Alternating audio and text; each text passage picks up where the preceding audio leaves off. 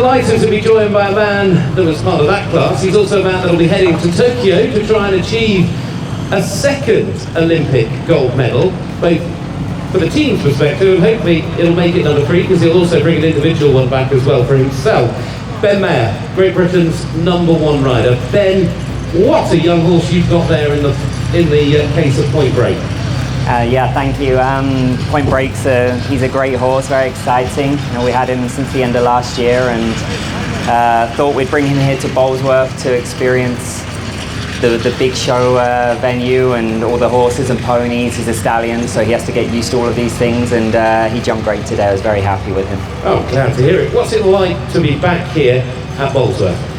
It's been a few years since we've been back, but it's been great. Nina Barber and the team do an incredible job here to keep all the riders and customers happy, improving all the time, and we have in particular more training going on this week with some girls from America, and they've not been to these kind of venues before, and they've had a great time, so happy to have these kind of shows in England. Certainly are. It must be great to be back in front of a British crowd as well. You're making the most of it over these couple of weeks. Yeah, it's great. We don't get many opportunities to ride in England anymore, so these shows are very important, and to have a home crowd is always great. So let's think of home crowds, but let's think of your horses as well. You've got some real stars, and I'm going to get to your #1 in a moment, but you've got another one as well that has just had a huge result under the Eiffel Tower in Paris. Can you tell us about Ginger Blue? I don't have so many horses right now, but the ones that I do have, I'm very, very spoiled. Ginger Blue was a horse that we've had since she was 7 years old, a little bit like Point Break today. We went very slowly behind the scenes, and during COVID I did one show last year due to my health issues at the beginning of the year, and then COVID. So a lot of my horses had a long rest, but she really come through the beginning part of the year, and I didn't know Paris was probably coming that fast for us. She has been improving and doing very well, but that was a little bit unexpected, but was a great weekend. We should mention what happened in Paris. It was the French round in Paris of the Longines Global Champions Tour. Ben won the Grand Prix, but that was your second Champions Tour, Global Champions Tour Grand Prix win, because you've already had one on Explosion this year in Valkenburg, and then last week, I would say one of the crowning moments, because you did it in front of a home crowd in the private grounds of Windsor Castle, the Rolex Grand Prix, the wonderful Explosion W. What did that mean to you last week? Yeah, I was, for different reasons, a little nervous and emotional last week.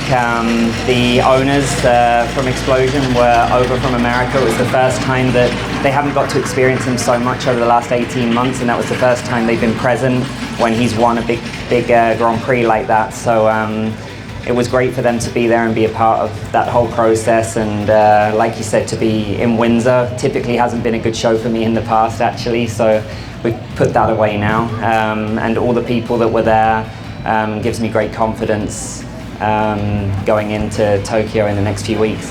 And that's exactly where this conversation is going to end and go to now, because we want to talk about Tokyo. For you, for Scott, you've been there before. You've come away with a team gold medal. You've got Holly, obviously, on the team. She's going to be jumping here later. And you've got Harry going out as a travelling reserve, Harry Charles. You've got, as I say, a fabulous team. How is the preparation going, looking forward to Tokyo for the British team? I think, I'm not sure the rest of the team, but I know we'll come together on next Friday. That's when our quarantine period starts. This week Explosion's had a bit of a break. He's back home and I've been here. This could be maybe my last class that I've just jumped before I go to Tokyo. So the next 2 weeks will be all about preparation and Explosion and coming together as a team to get ready to travel on the 26th of July, I believe. And what is Explosion like as a character? I mean, we see how prolific Explosion is in the ring. I would say the best horse in the world, certainly at the moment. But what's the character like? In the stable, for instance? he's a lot bigger than everyone thinks. He's a really tall horse, and he's very friendly. He's like a pet. You could put your dogs, your kids, everything with him, and he just wants to eat treats. He's very spoiled. But then when you get him ready and he has to go to work, he becomes very sharp and sensitive, which I think is what makes him good. He doesn't let me on. I can't go on without a step ladder and feeding him, and that's probably the hardest part, is to get on him. And then when I'm on him, he's very spatial aware. He won't let anybody hand me anything, or I can't like take my jacket off, so if it's raining, I'm getting wet. But that's what makes him special, and honestly, I've had many great horses. Been very fortunate to have many great horses in my career, but he really is something else. So looking to take you, I guess, a hard question to say, how do you rate your chances as an individual? How do you rate the team's chances? We're all going to be sat here at home, watching on the telly, cheering you on. It is such a shame that, of course, the crowds can't be there. But hopefully you're going to feel that support. Hopefully. Yeah, it's hard when there's expectations. There was probably not many expectations in London, and the team managed to come through.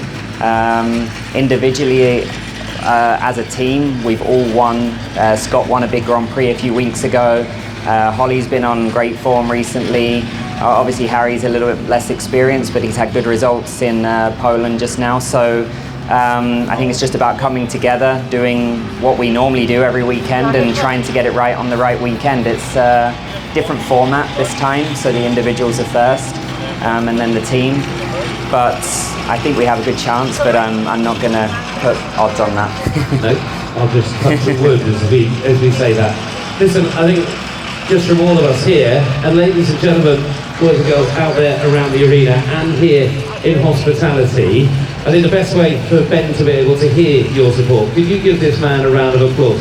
He is an Olympic gold medalist, and he is our great hope for another gold in Tokyo this year. Ladies and gentlemen, Ben Maher.